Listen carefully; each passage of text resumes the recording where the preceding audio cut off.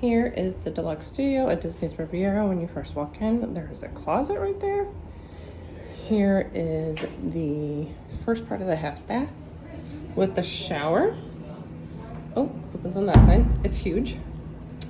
Here is it's divided so people can get ready at the same time. There's a tub and a shower, a sink. Hello, toiletries, lots of storage. There's the shower. We have a kitchenette, microwave, coffee maker, fridge, sink. They've got plates and coffee in the ice bucket. This is the pull down child size bed. Here is the queen bed. This pulls down like that. A little Disney Friends for the kids to see at night. Table and chairs.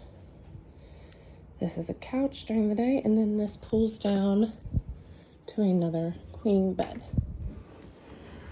Easy to do with one arm.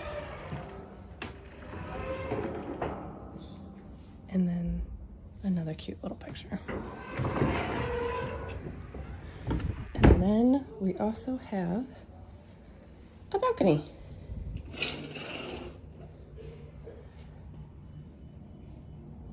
And that is a wonderful view of Epcot and the fireworks at night. Looking back at the room.